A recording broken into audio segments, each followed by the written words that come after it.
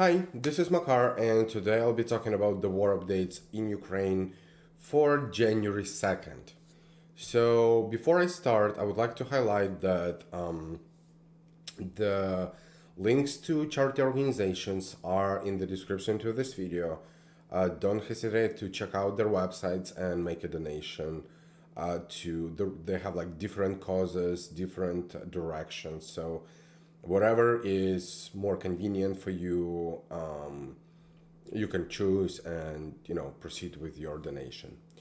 Okay, so let's start with some data. So as of today, it's 313th day of the full-scale war. There are 107,440 Russian personnel being killed in Ukraine since February 24th. That's plus 720 since the last day. Also, Ukrainian army shut down 44 Russian drones and destroyed 6 artillery systems. Russian army lost 9 APVs in the last 24 hours.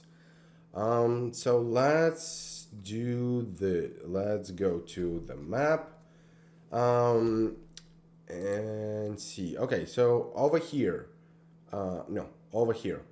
A fire at electrical power company at Klimovo. Authorities blamed Ukrainian drone. That's a huge fire. So authorities, it means Russian occupation authorities. I mean, technically it's Russia, so just Russian authorities. So then over here, explosions were audible in Kursk. And air defense was active at military airfield in Voronezh, right here. Okay, so one more news is that last week Alexei Reznikov, Minister of Defense of Ukraine, said in Russian, he addressed a speech to Russians. So he was speaking in Russian to Russian people. He said that Putin will call a full-scale mobilization on January 5th.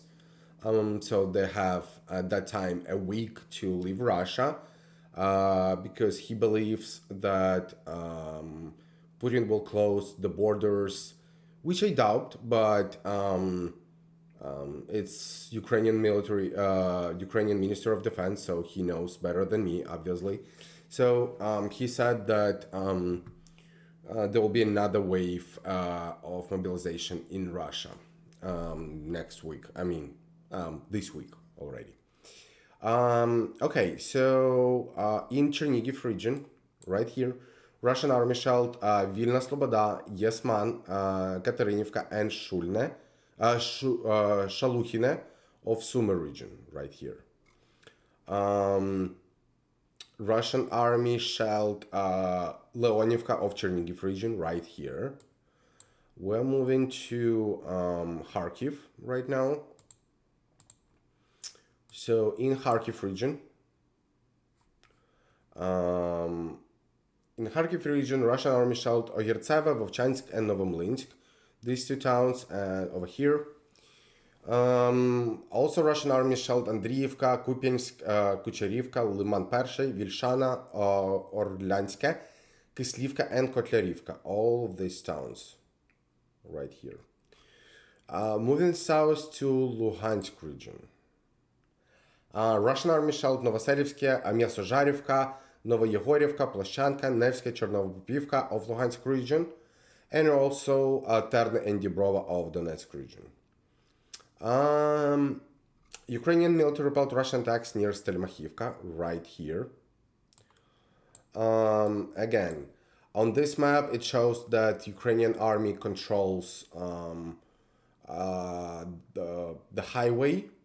I mean, technically, this territory is not liberated yet completely, officially. It's a gray zone between between the liberated area and occupied area. But as you can see, this map provider shows that this highway is controlled. So supplies, Russian supplies to Kreminna are cut out right now from the north. The only way is through Rubizhne, from Lysychansk, from this area. So plus this railway road. Okay, there is a railway road here, but I'm not sure if Russians can use this as Ukrainian, and they don't control this area right now.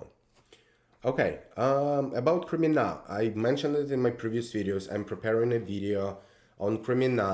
It's based on the article from New York Times that they published last week. In this video, I'm gonna be talking about why Kreminna is so important for both Russia and Ukraine, and the next battle will be for Kreminna. The link to this video will be in the description to this one, and also at the end of current video once I make it and publish it on YouTube. Okay, so if we look at the deep state map right here, let's wait until it loads. So that's Kreminna, and that's the timing.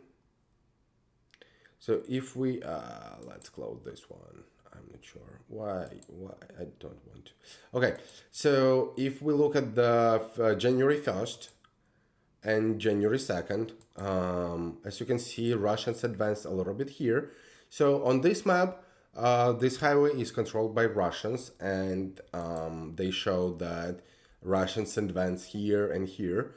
You know, different map services provide different information based on the source that they have. So we have to look at both information. That's the development in the front line as of January 2nd.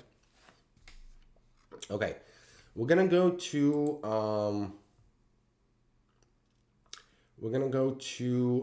Bilohorivka area right here. Ukrainian military repelled Russian attacks near Bilohorivka over here.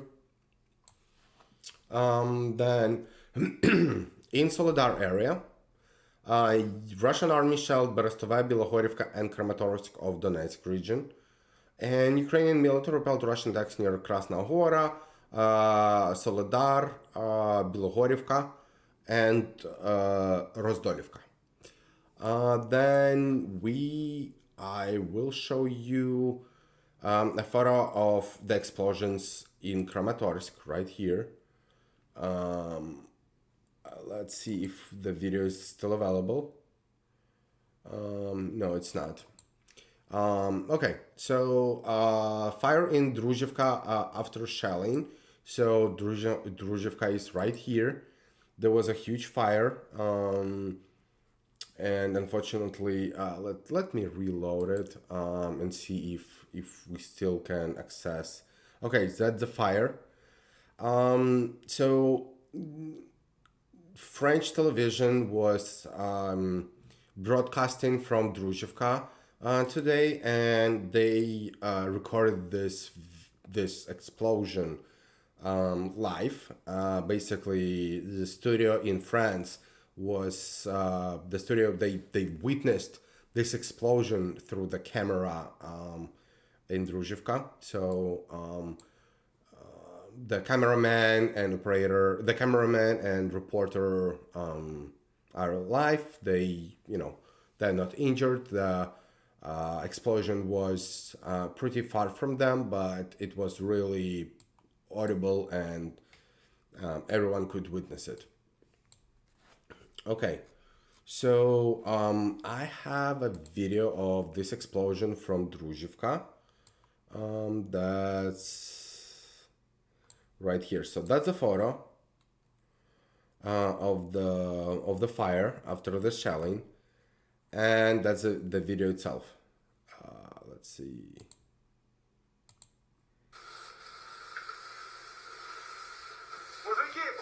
Пластик сливает.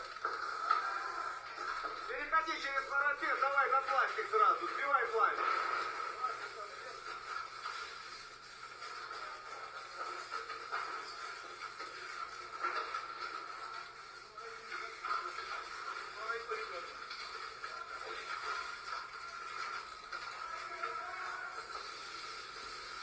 The firefighters are trying to put the fire down.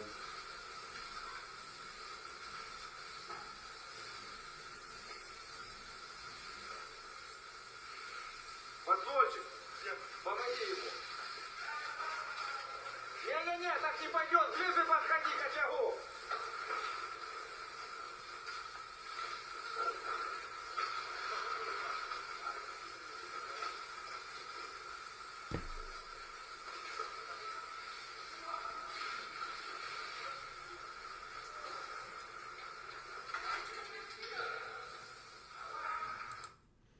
Okay, so let's go to Bakhmut right now.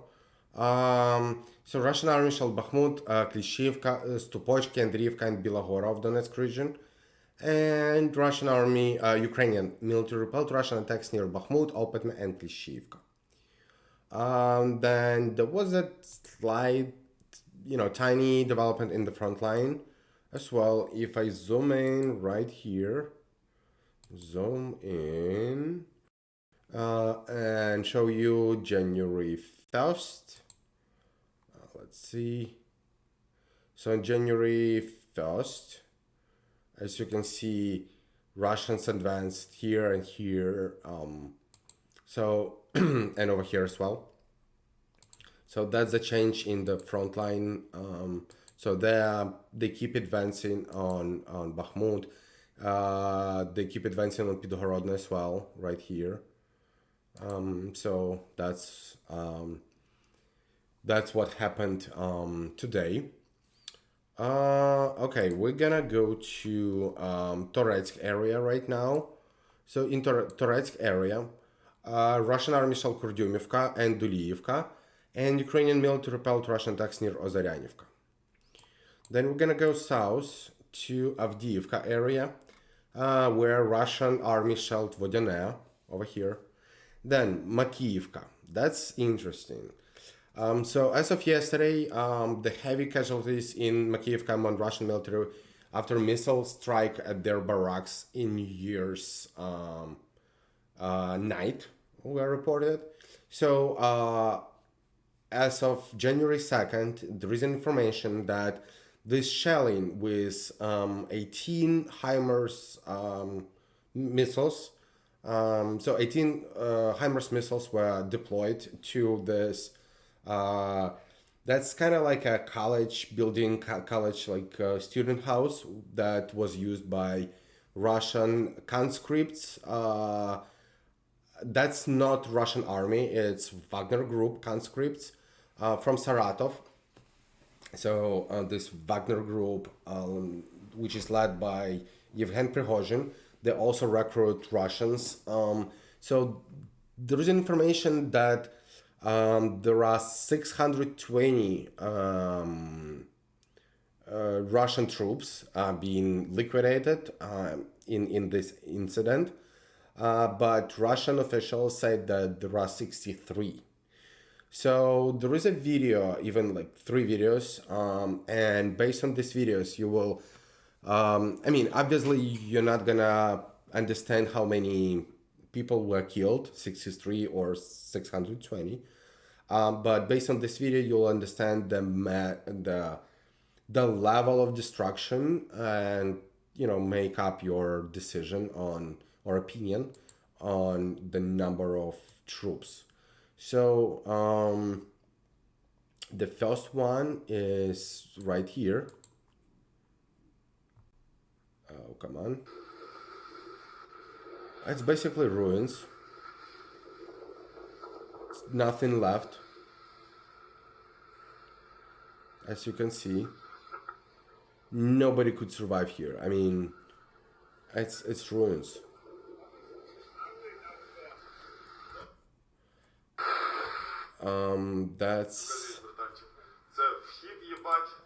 That's another video that I'm gonna show you. So this one, Makiivka too. That's the HIMARS shelling that were deployed to Makiivka. That's obviously Ukrainian controlled territory. That's the HIMARS shelling that made this destruction in Russia. I mean, in Makiivka, Ukraine. And that's Yevhen Prigozhin right here on this video and Russian troops. carrying the bodies. As you can see, it's way many bodies.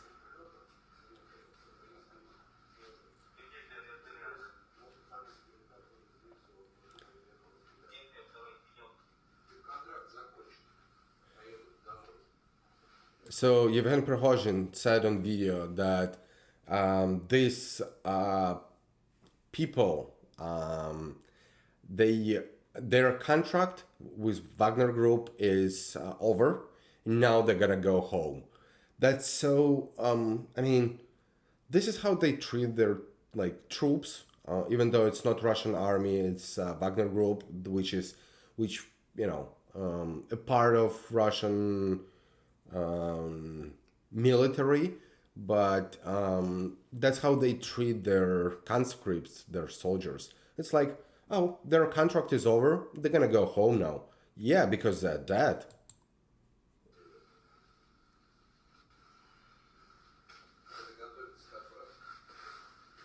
Look, the pile of garbage bags. Новый год все работают. Я не видел, что кто здесь лежит. Здесь бойцы Челуковки, которые погибли на фронте, которых с уважением сейчас отвезут, а уже в цинке привезут домой, которые погибли героически. Перед кассой, да? Ну, для тебя, потому что это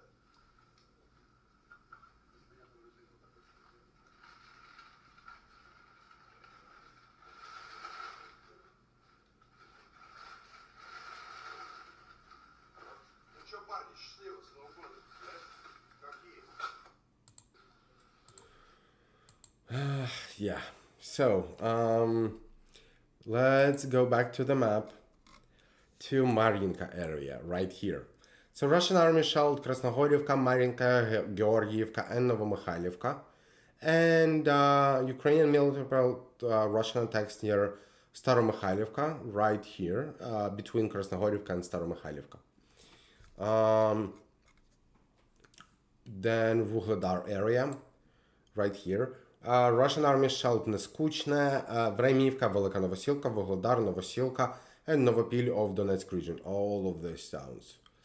Going west to Zaporizhia region, right here. Russian army shelled Lvivske, Guleypola, Stepove, Cherivne, and Dorozhnyanka of Zaporizhia region. All of these towns. Okay, then we're gonna go to Berdyansk, right here. Explosions were reported in Berdyansk of Zaporizhia region. I'm not gonna talk about these events right now. You're gonna see it in tomorrow's video. Okay, in Dnipropetrovsk region, Russian army shelled Pridniprovsky near Nikopol of Dnipropetrovsk region, right here. Then, in Kherson region, Russian army shelled Russian tank hit residential house in Bereslav of Kherson region. So basically, they used the tank across the river to hit this house in Bereslav. So that's right here, and that's so 5 people were wounded as a result of this shelling by the tank. Okay, then Russian army shelled Tyaginka, Novotyaginka, Ponyativka, Dariivka, Sadove, Stanislav, and Kherson city of Kherson region. All of these towns. Then Russian army, the explosions were reported in Kherson downtown, right here. And Ukrainian military,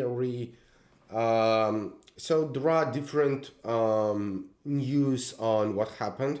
So some news say that Ukrainian military liberated the island of Veliky Potemkin right here.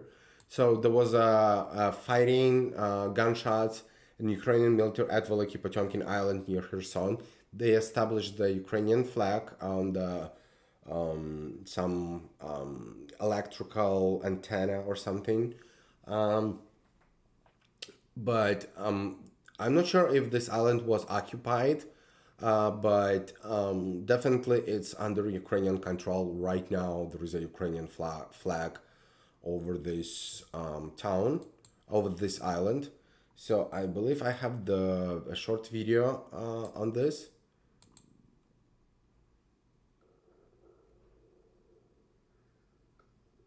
That's a Ukrainian flag and the Dnipro River. So yeah. Okay. In Crimea, I'm gonna zoom out a little bit. In Crimea, air defense was active in Simferopol, right here, and also occupation authorities in Sevastopol claimed downing the second drone over the sea near the city, that and that attack is continuing. So they claimed they shot down 2 drones and more drones are on the way. So they keep fighting against Ukrainian drones, according to them. Okay, that's it for today. If you like or dislike this video, click on like or dislike. Subscribe to my channel so you can receive notifications when my videos are up on the channel. And also check out the websites of charity organizations that I listed in the description to this video. And if you can, make a donation. Thanks for watching and have a nice day.